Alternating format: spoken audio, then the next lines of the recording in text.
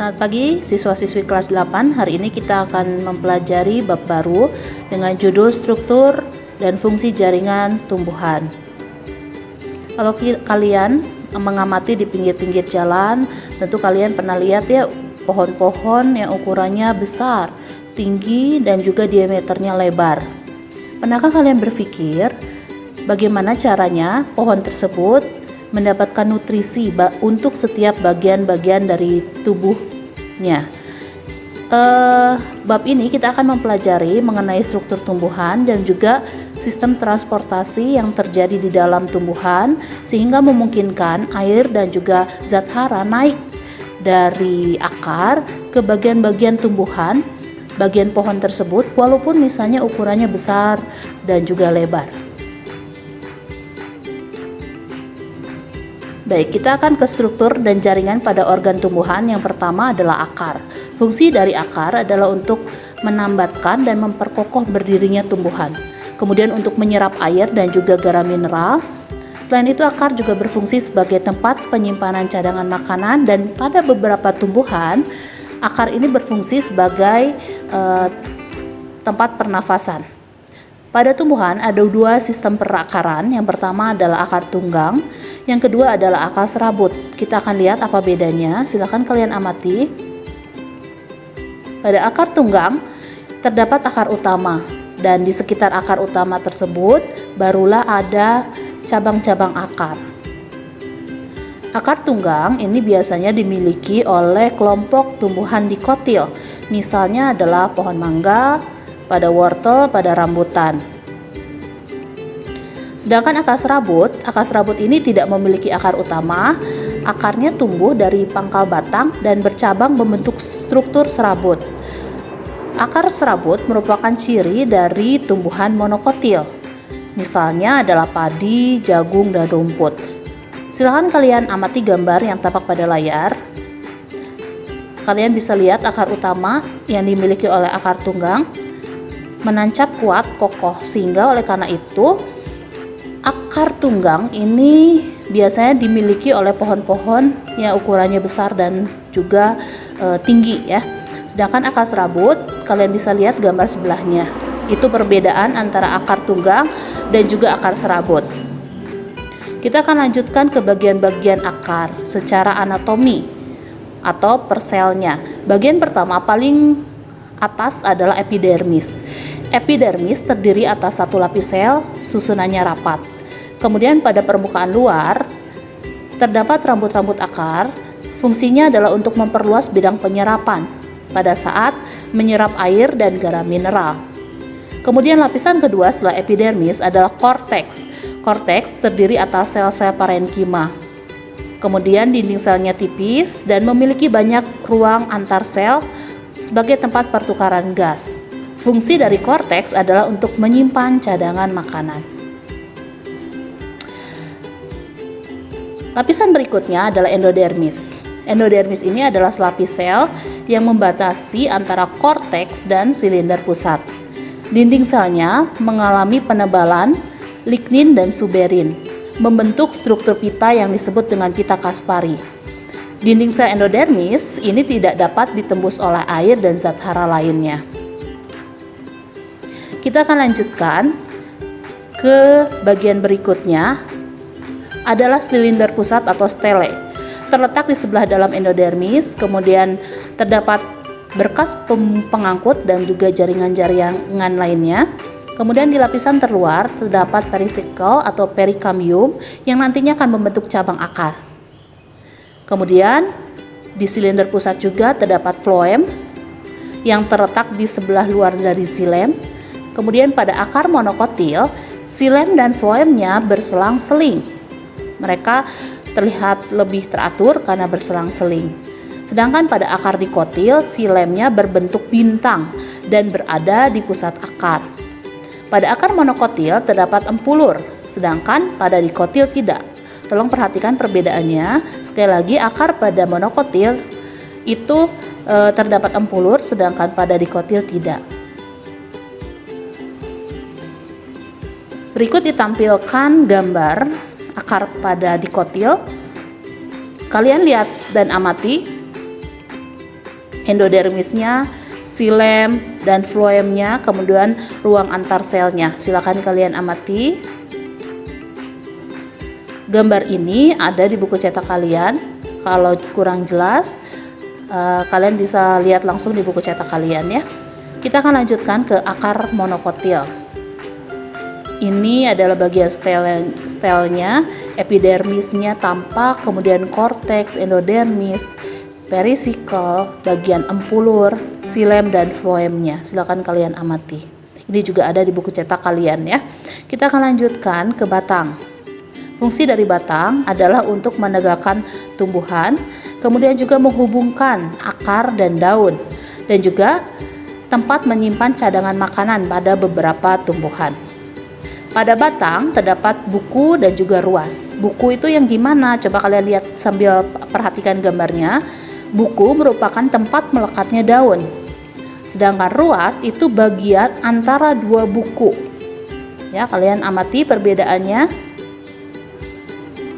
Kemudian bagian-bagian dari batang anatominya adalah yang pertama epidermis paling luar, terdiri atas lapis sel yang susunannya rapat, kemudian memiliki kutikula atau pelindung ya. Lapisan kedua adalah korteks. Korteks ini tersusun atas sel parenkima yang berdinding tipis, kemudian memiliki banyak ruang antar sel. Di korteks terdapat kolenkima dan sklerenkima. Mereka ini adalah jaringan penyokong dan fungsinya untuk memperkuat batang. Pada batang muda, ada kolenkima dan klorofil, sedangkan pada batang yang sudah tua, kolenkimanya akan digantikan oleh sklerenkima dan klorofilnya sudah tidak ada lagi. Bagian berikutnya adalah endodermis. Pada endodermis tidak begitu jelas. Kenapa? Karena menyatu dengan korteks. Berikutnya adalah bagian silinder pusat atau stele, terletak di sebelah dalam korteks, kemudian terdapat sel-sel parenkima dan juga berkas pengangkut xilem dan floem. Xilem fungsinya adalah untuk mengangkut air dan garam mineral dari akar ke daun. Sedangkan floem fungsinya adalah untuk mengangkut hasil fotosintesis dari daun diedarkan ke seluruh tubuh tumbuhan. Nah, pada batang dikotil, berkas pengangkutnya membentuk lingkaran. Xilem di sebelah dalam dari floem. Di antara xilem dan floem terdapat kambium. Sedangkan pada batang monokotil, berkas pembuluhnya menyebar tidak teratur, tidak punya kambium. Jadi kita bisa simpulkan bahwa perbedaan batang pada dikotil dan monokotil, pada dikotil memiliki kambium, sedangkan pada monokotil tidak memiliki kambium. Berikutnya kita akan lanjutkan ke gambar. Kalian bisa amati gambar pada batang dikotil. Mulai dari epidermis, korteks, kemudian floem, diseling dulu oleh kambium, barulah ke xilem dan ke bagian empulurnya. Sekarang kita ke monokotil. Gambar monokotilnya silakan kalian lihat. Bagian floem, xilem, juga ada rongga udaranya. Ini juga gambar ada di buku cetak kalian, silakan kalian amati jika kurang jelas ya. Kita akan lanjutkan ke bagian organ yang ketiga adalah daun. Daun umumnya berwarna hijau, bentuknya lebar dan juga pipih. Kemudian bagian tipis melebar itu disebutnya lembaran daun. Pada lembaran daun terdapat pertulangan daun. Pada tumbuhan monokotil, daunnya itu pertulangan daunnya akan melengkung atau sejajar. Ini adalah cirinya ya. Kemudian pada tumbuhan dikotil, pertulangan daunnya itu akan menyirip atau menjari. Berikutnya kita akan ke anatomi dari daun. Lapisan paling atas adalah epidermis.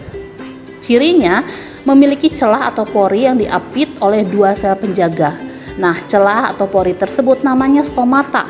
Fungsinya untuk apa? Fungsinya adalah sebagai tempat pertukaran gas. Kita akan lanjutkan. Lapisan kedua adalah mesofil. Mesofil ini letaknya antara epidermis atas dan juga epidermis bawah. Pada tumbuhan dikotil, mesofil ini berdiferensiasi menjadi jaringan tiang atau palisade dan bunga karang atau spons. Sedangkan pada monokotil, jaringan mesofilnya tidak terdiferensiasi dan bentuknya seragam, sehingga tidak dapat dibedakan antara jaringan palisade dan jaringan bunga karangnya. Kita akan lanjutkan ke lapisan berikutnya adalah berkas pengangkut. Terdapat di antara jaringan bunga karang, kemudian berkas pengangkut ini akan membentuk tulang daun, di mana pada kelompok dikotil, satu tulang daunnya akan bercabang. Sedangkan pada monokotil, tulang daunnya sejajar dengan sumbu dari daun tersebut. Fungsi tulang daun adalah untuk mengangkut air dan garam mineral dari tanah dan mengedarkan hasil fotosintesis dari daun ke seluruh tubuh tumbuhan.